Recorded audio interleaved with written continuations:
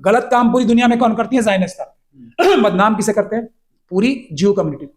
ज्यू कम्युनिटी में बहुत बड़ी बगावत है ज़ायनिस्ट के खिलाफ, दो फाड़ हो चुका है वहां। जो ज्यूज हैं, जो ज़ायनिस्ट आइडियोलॉजी को नहीं मानते, वो कह रहे हैं हमारा नाम बदनाम मत करो। जैसे अब इंडिया में देख लीजिए, वही फॉर्मूला यहाँ अप्लाई हो रहा है, एकदम डिट्टो। काम कौन करता है? आरएसएस के कार्डर्स, बजरंग दल, विश्व हिंदू परिषद, ये आरएसएस के कार्डर्स काम करते हैं। मणिपुर में जितने भी दंगे होते हैं, जितने भी हमले होते हैं, जितनी आतंकवादी घटनाएं होती हैं, कौन करता है? आरएसएस के कार्डर्स, आरएसएस के ट्रेंड सिपाही। लेकिन बदनाम, लेकिन बदनाम कौन होता है? पूरी हिंदू कम्युनिटी। यही ज्यूज बोल रहे हैं कि काम करते हैं ज़ायनिस्ट, बदनाम होती है पूरी ज्यू कम्युनिटी। उसी तरीके से काम गलत करती है आरएसएस, बदनाम होती है पूरी हिंदू कम्युनिटी। पूरी दुनिया इसलिए शॉक्ड है कि एक जो ज़ायनिस्ट फोर्सेस हैं, उन्होंने दुनिया में अपना एक झूठा आडंबर बना रखा था कि हम टेक्नोलॉजिकली बहुत एडवांस्ड हैं, हमारी टेक्नोलॉजी जो है ऐसी है, जबरदस्त टेक्नोलॉजी है, जिसे वो दुनिया भर में बेचते फिर रहे हैं कि हम टेक्नोलॉजिकली बहुत एडवांस्ड हैं, हमारे जो ज़ायनिस्ट फोर्सेस के लोग हैं वो बहुत ज्यादा बहादुर होते हैं। तो ये मिथ जो है, कुछ मुट्ठी भर लोगों ने, हमास के मुट्ठी भर लोगों ने ये मिथ तोड़ दी है। इंडिया जो कि एक नॉन अलाइंड कंट्रीज का लीडर माना जाता है, वो किसी का पक्षपात नहीं करता, हम उनके लीडर्स हैं जो एकदम न्यूट्रल और सही बात करते हैं। ये इंडिया की ताकत है। मोदी जी उस पॉलिसी को, हमारे देश की बहुत मेहनत करके, जो लंबे टाइम तक मेहनत करके एक पॉलिसी बनाई गई थी, जिसमें हम सभी पक्षों के साथ बिजनेस भी कर सकते हैं, सभी पक्षों के साथ हमारे अच्छे रिलेशन भी हैं, उसको खराब करके देश की कॉस्ट पे, भारत की कॉस्ट पे इन्होंने ये एक ऐसी स्टेटमेंट दी अपने जाती पर्सनल फायदे की वजह से, अडानी जी को फायदा पहुंचाने के लिए, क्योंकि अडानी जी को एक बड़ा पोर्ट दिलवाया। जिस तरीके से ये अटैक हुआ, हमास ने अटैक किया, लोग कह रहे हैं आतंकवादी हमला हुआ है, इसको कैसे देख रहे हैं आप? देखिए, जो लोग इसको आतंकवादी हमला कह रहे हैं, उनके तार कहां कहां जुड़े हुए, पहले पीछे वो देखना बहुत जरूरी है। अगर दो देशों में, दो सॉवरेन स्टेट्स में युद्ध हो रहा है तो वॉर क्राइम जरूर हो सकता है, लेकिन आतंकवादी हमला नहीं हो सकता। अगर जो इंटरनेशनल स्टैंडर्ड्स हैं वॉर के, उसको वायलेट किया जा रहा है तो उसमें वॉर क्राइम जरूर हो सकता है वो, लेकिन आतंकवादी हमला नहीं हो सकता। पहली बात तो ये बात सबको समझ लेनी चाहिए। जो लोग इसको आतंकवादी हमला बता रहे हैं, उनकी कम से कम जो हमारे मजलूम तबकात हैं इंडिया के, जो ऑप्रेस्ड क्लासेस हैं, एससी, एसटी, ओबीसी और माइनॉरिटीज के लोग, मैं तो उन्हें ही एड्रेस करता हूं सीधा सीधा। और जो एससी, एसटी, ओबीसी और माइनॉरिटी के लोग नहीं, वो भी इंसाफ पसंद हैं, तब भी उनको भी मैं ये बात सीधे सीधे कहना चाहता हूं कि जो मीडिया है और बड़े बड़े नाम, जिनको जो एससी, एसटी, ओबीसी और माइनॉरिटीज के लोग, खासतौर पे मुस्लिम समाज के लोग जिन्हें अपना आइडल और हीरो मानते थे, उनके चेहरे से भी नकाब उतर रहा है ये इस बात पे कि हमास ने जो ये हमला किया, ये आतंकवादी हमला है। तो इस बात को आप समझ लें। और इन्हीं लोगों को यूनाइटेड नेशंस की जनरल बॉडी के रेजोल्यूशंस नजर नहीं आते। इजराइल की, जो इजराइल भी नहीं, इजराइल में जो ज़ायनिस्ट फोर्सेस हैं, जो यहूदियों की बात नहीं कर रहा हूं मैं, इस बात का भी जो डिवीजन है अच्छी तरीके से समझ के रखने का है। खुद इजराइल के अंदर एक बहुत बड़ा तबका है जो बेंजामिन नेतन्याहू के खिलाफ है, क्योंकि वो यहूदियों के खिलाफ काम कर रहा है, अपने जाती मफाद के लिए अडानी जैसे बिजनेसमैन के साथ मिलके करप्शन और दूसरे घोटाले कर रहे हैं। उसके खिलाफ, उनके खिलाफ वहां की कोर्ट से, अदालत से भी फैसले भी आ चुके हैं। तो समझने की बात यह है कि जो ये ज़ायनिस्ट फोर्सेस के द्वारा डोमिनेटेड मीडिया है वर्ल्ड ओवर, वो क्या रिपोर्ट दिखा रही है और क्या रिपोर्ट दिखाने के लिए मजबूर हो जाती है, क्योंकि ज़ायनिस्ट फोर्सेस इतने ज्यादा जुल्म करती है कि वो छुपाए भी नहीं छुपते हैं। और दूसरी तरफ अगर कोई वॉर क्राइम या कोई ज्यादती किसी दूसरे पक्ष से होती है तो उसको वो सुपर हाईलाइट करके दिखाते हैं। उसके बावजूद भी जो डेली बेसिस पे फिलिस्तीन में, गाजा में और वेस्ट बैंक में जो ज़ायनिस्ट फोर्सेस जुल्म और ज्यादती, जिसकी हिस्ट्री में मिसालें कम मिलेंगी, रोज करते हैं, उनको आतंकवादी हमला नहीं कहा जाता। उनको कोलेटरल डैमेज जो लोग कहते हैं ना, कोलेटरल डैमेज कहते हैं ना उस बात को। तो ये बाशऊर लोगों को तय करना है कोलेटरल डैमेज क्या होता है, और जानबूझ के एक ऑर्गेनाइज तरीके से, भले ही वो एक आर्मी की शक्ल में जो जायनिस्ट फोर्सेस की आर्मी बन के जाते हैं वो किस तरीके के जुल्म और ज्यादती करते हैं, नियत्ते बच्चे, बूढ़े, बीमारों के ऊपर, ख्वातीन के ऊपर किस तरह के भारत के जुल्म। प्रधानमंत्री नरेंद्र मोदी कह रहे हैं कि मैं शॉक्ड हूं इस हमले की वजह से, मैं इसमें इसराइल के साथ खड़ा हूं। नहीं, शॉक तो पूरी दुनिया है, खुद बेंजामिन नेतन्याहू शॉक्ड हैं, पूरी दुनिया शॉक्ड है। क्यों शॉक्ड है और मोदी जी क्यों शॉक्ड हैं, वो दोनों अलग अलग बातें भी हो सकती हैं।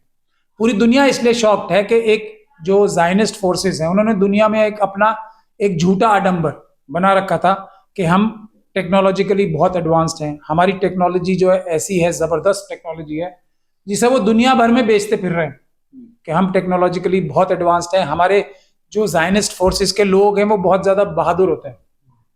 तो ये मिथ जो है कुछ मुट्ठी भर लोगों ने, हमास के मुट्ठी भर लोगों ने ये मिथ तोड़ दी। एक जो जिसे कहते हैं ना, ये वॉर का एक मिरेकल कर दिया उन्होंने।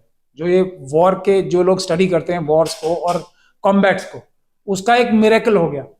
और मिरेकल होने की एक वजह यह भी है कि जिस तरीके से आरएसएस के लोग और मोदी जी अपनी डिग्रियां नकली बनवाते हैं, मतलब अपने आप को ऐसी एलिगेशन रखते हैं ना उनके ऊपर कि वो इतने काबिल नहीं है, लेकिन अपने आप को पैसे खर्च करके अपनी पब्लिसिटी पे और मेकअप वेकअप करा के वो बहुत ही ज्यादा अट्रैक्टिव भी लगते हैं और वो अपने आप को बहुत ज्यादा ज़हीन टेलीप्रॉम्प्टर के जरिए दिखाने की भी जो एक कवायद करते हैं और एक एक्सरसाइज करते हैं।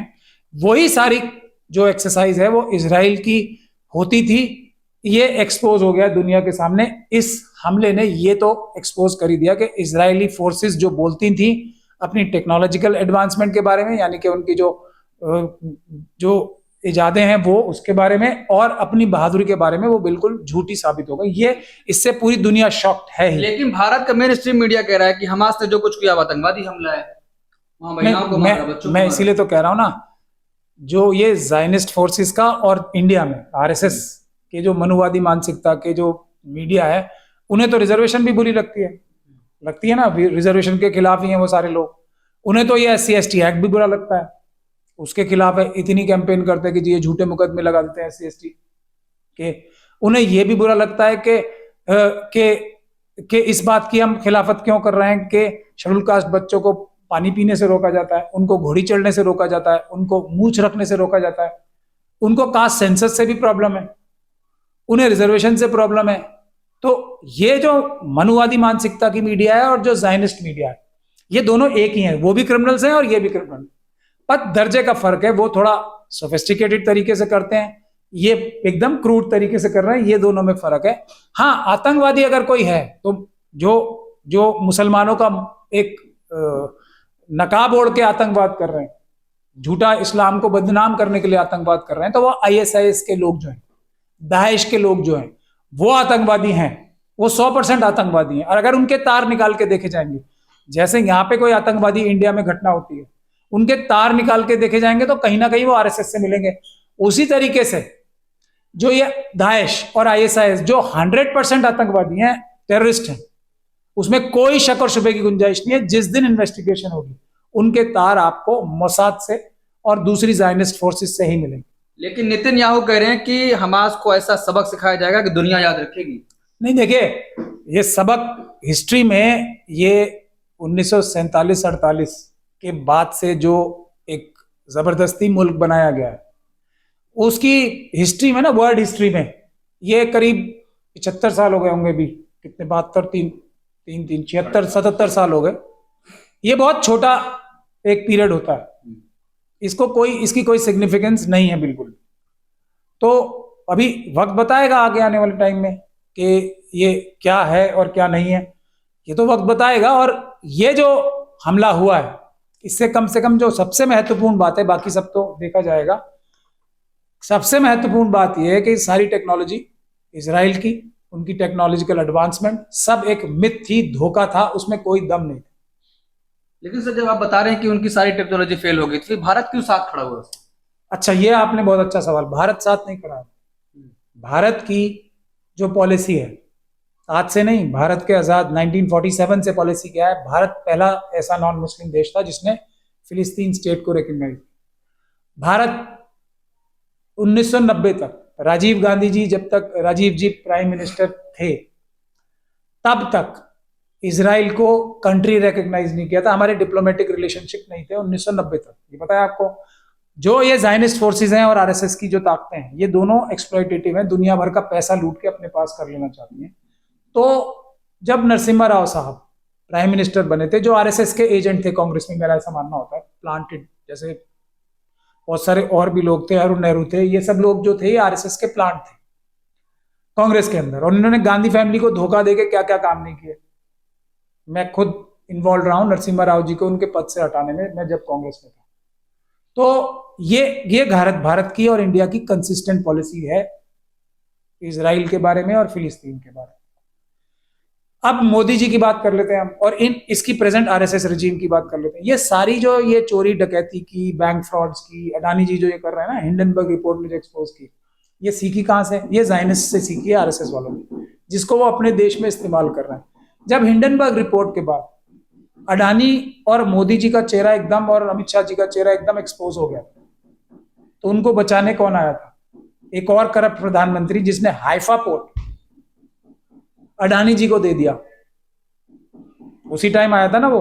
तो मोदी जी ने फोन किया होगा। अब ये वे फेवर रिटर्न कर रहे हैं, एक करप्ट प्रधानमंत्री दूसरे करप्ट प्रधानमंत्री के साथ जो गड़बड़ घोटाले करता है उसके फेवर देने के लिए इंडिया की फॉरेन पॉलिसी को इतना बड़ा इन्फ्लुएंस कर रहे हैं। और ये चाइना और पाकिस्तान को फायदा, मैं बार बार इस बात को कहता हूं, एक बार फिर बोल रहा हूं कि ये चाइना और पाकिस्तान को फायदा पहुंचाने के लिए इंडिया, जो कि एक नॉन अलाइंड कंट्रीज का लीडर माना जाता है, वो किसी का पक्षपात नहीं करता, हम उनके लीडर्स हैं जो एकदम न्यूट्रल और सही बात करते हैं। ये इंडिया की ताकत है। मोदी जी उस पॉलिसी को, हमारे देश की बहुत मेहनत करके, जो लंबे टाइम तक मेहनत करके एक पॉलिसी बनाई गई थी, जिसमें हम सभी पक्षों के साथ बिजनेस भी कर सकते हैं, सभी पक्षों के साथ हमारे अच्छे रिलेशन भी हैं, उसको खराब करके देश की कॉस्ट पे, भारत की कॉस्ट पे इन्होंने ये एक ऐसी स्टेटमेंट दी अपने जाती पर्सनल फायदे की वजह से, अडानी जी को फायदा पहुंचाने के लिए। क्योंकि अडानी जी को एक बड़ा पोर्ट दिलवाया, जैसे श्रीलंका में उनके ऊपर इल्जाम लगते रहे, फोन करके दिलवाते हैं, ग्रीक पोर्चुगल में लगते रहते हैं, अलग अलग जगहों पे वो अडानी जी को भेजते हैं पर्सनल फेवर लेने के लिए। और उसकी वजह से वो देश की पॉलिसी, मनुवादी मानसिकता के गुजराती बिजनेसमैन के वजह से देश की पॉलिसी को कॉम्प्रोमाइज कर रहे हैं। लेकिन यहां एक बात और एक्सपोज हो गई कि अडानी जैसे नासमझ बिजनेसमैन को अगर इजराइल अपना एक पोर्ट चलाने को देता है तो उनके पास पोर्ट चलाने की भी एक्सपर्टीज नहीं है। ये बात भी दुनिया के सामने आ जानी चाहिए। क्या इतनी बड़ी जो जंग हो रही है अडानी को सपोर्ट करने के लिए? नहीं, इतनी बड़ी नहीं। देखिए, भारत के विषय में मैं, जो इंडिया में उनके एम्बेसडर साहब हैं इजराइल के, उनकी स्टेटमेंट भी सुन रहा हूँ, बहुत ही तल्ख स्टेटमेंट थी कि हमें किसी की मदद की जरूरत नहीं। उनका तो ये एटीट्यूड है।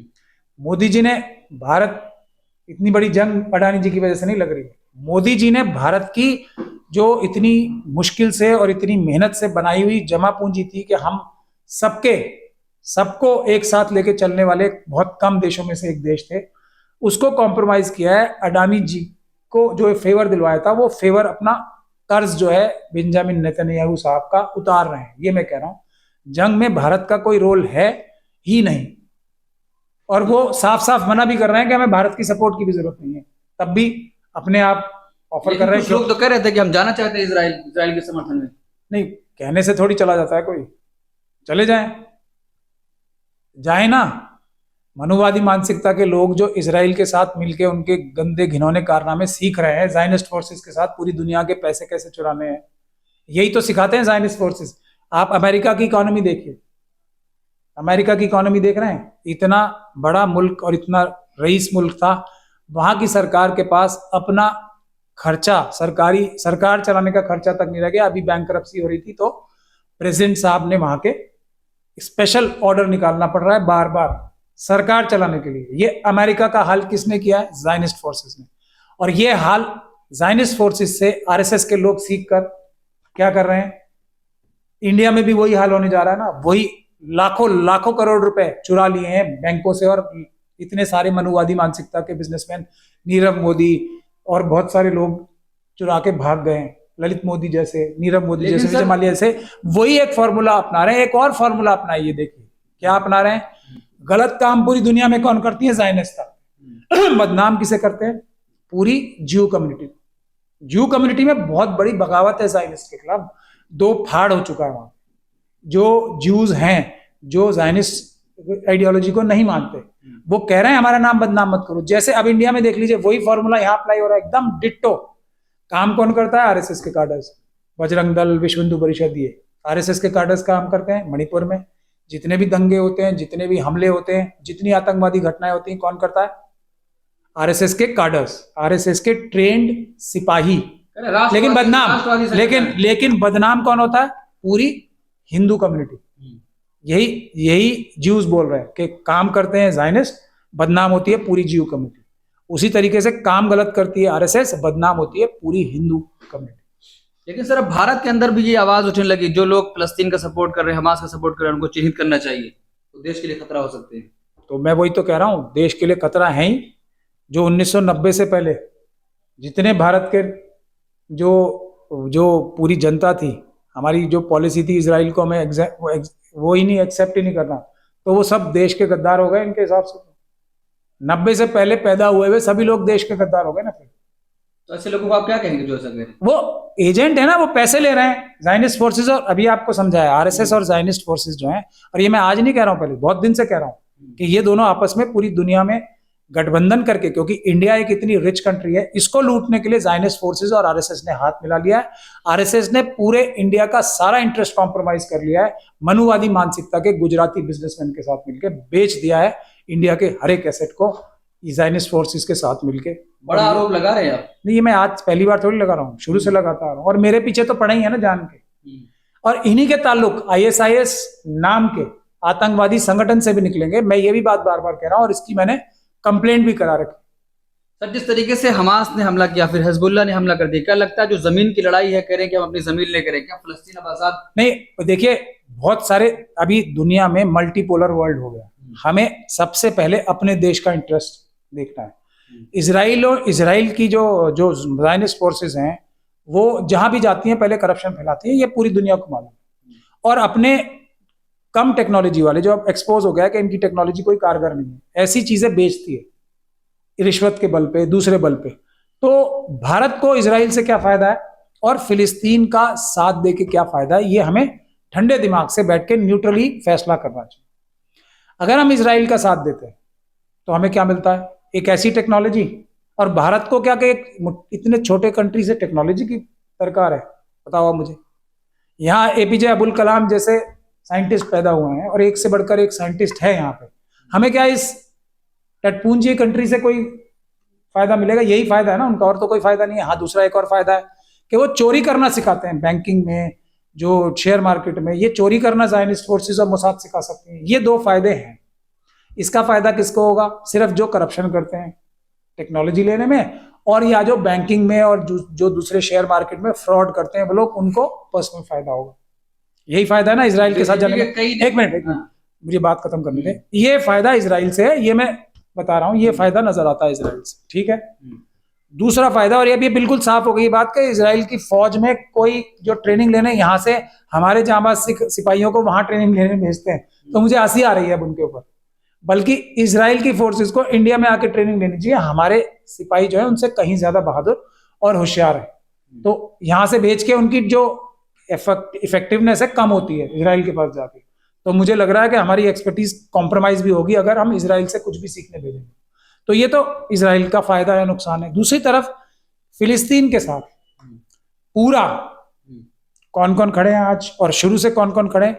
एक तो 57 कंट्रीज जिनसे भारत को फॉरेन एक्सचेंज भी आती है, हमारे एनआरआईज वहां जाके सबसे बड़ी फॉरेन एक्सचेंज लाते हैं।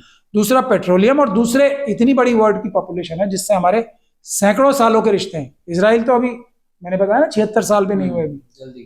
तो इतने रिश्तों को एक तरफ रख के, दूसरी रशिया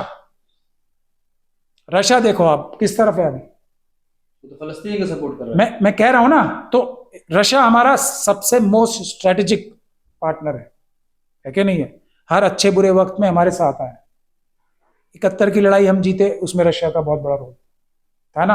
अमेरिका हमारे तो खिलाफ खड़ा था। जब 71 की लड़ाई हम जीते हैं, जो हमारी सबसे बड़ी विक्ट्री है इंडिपेंडेंट इंडिया की, पाकिस्तान से जो हम जीते, हमने 1 लाख फौजियों को सरेंडर कराया। वो किसकी मदद था? कौन खड़ा था हमारे साथ और कौन खड़ा था हमारे खिलाफ? 7वां बेड़ा कौन हमारे खिलाफ भेज रहा था? तो जो हमारा स्ट्रैटेजिक लॉन्ग टर्म दोस्त है वो कहाँ खड़ा है? तो हमें फिर भी मैं ये कह रहा हूं हमारे दोस्त भी कहीं खड़े हों, देशों को अपने फायदे के लिए अपना जहां इंटरेस्ट सबसे ज्यादा सर्व हो रहा उस साइड का साथ देना चाहिए। इजराइल के साथ मैंने आपको बताया ये फायदा है, और जो मुस्लिम ममालिक हैं सारे और जो रशिया है वो किस तरफ खड़ा है, तो हमें बिल्कुल न्यूट्रल रहना है फिर भी, और ये कहना है कोई भी अगर वॉर क्राइम करता है तो हम उसके खिलाफ हैं, चाहे वो हमास के फौजी कर रहे हो या इजराइल के फौजी कर रहे हो। अगर वॉर क्राइम करेंगे तो इंडिया उनके खिलाफ है। वजुद के जो नियम है उसका पालन होना चाहिए, जो भी उसका उल्लंघन करेगा उसके हम जरूर खिलाफ हैं। लेकिन बीजेपी के कई नेता कह रहे हैं कि जो भी हमास को सपोर्ट कर रहा है वो सब जिहादी मानसिकता के लोग हैं। देखिए उनको उनसे बात करने का फायदा ही नहीं है। उनको हम भी, आप जो एक ईमानदार मीडिया हो, अगर जो आप क्रिमिनल मीडिया की तरह उनको इंपॉर्टेंस दोगे तो मुझे उसका बड़ा दुख होता है। वो सब हिंदू राष्ट्र के बनाने वाले हैं, वो भारत का संविधान खत्म करके हिंदू राष्ट्र बनाना चाहते हैं, मनुस्मृति लागू करना चाहते हैं, तो वो तो खुद ही देशद्रोही है ना, भारत के देशद्रोही हैं, भारत के संविधान के दुश्मन है। वो तो खुद आतंकवादी है ना। अब आतंकवादी जिसको भी आतंकवादी कहता है वो शरीफ आदमी होता है, ये फॉर्मूला है। तो ये आरएसएस और बजरंग दल, विश्व हिंदू परिषद और बीजेपी के बहुत सारे लोग जो भारत देश का संविधान खत्म करके मनुस्मृति लागू कराना चाहते हैं, भारत को एक हिंदू राष्ट्र बनाना चाहते हैं, वो आतंकवादी हैं। मैंने अभी बताया आपको, अगर ये जिस भी व्यक्ति को आतंकवादी कह रहे हैं वो अच्छा आदमी होगा। ये फॉर्मूले पे आपको चलना चाहिए। एएमयू में हमास के सपोर्ट में, फिलिस्तीन के सपोर्ट में मार्च निकाला गया, उनके ऊपर एफआईआर हो गई यूपी में। नहीं, वो गैर कानूनी एफआईआर तो कितनी सारे लोगों पे हो रही है, कोई पहली जगह तो हो नहीं रही है, वहां से दबाव आ रहा होगा ज़ायनिस्ट फोर्सेस का कि हमने तुम्हें इतने सारे गोरख धंधे सिखाए हैं, इतने सारे गंदे कारनामे सिखाए, इतना पैसा लोगों का चुराना सिखाया, तो कुछ तो दबाव डालो, क्योंकि ये पब्लिक की आवाज है जो न्यूट्रल आवाज है, उसको दबाने का काम भारत के संविधान के खिलाफ है, उसको नहीं करना चाहिए। ठीक है।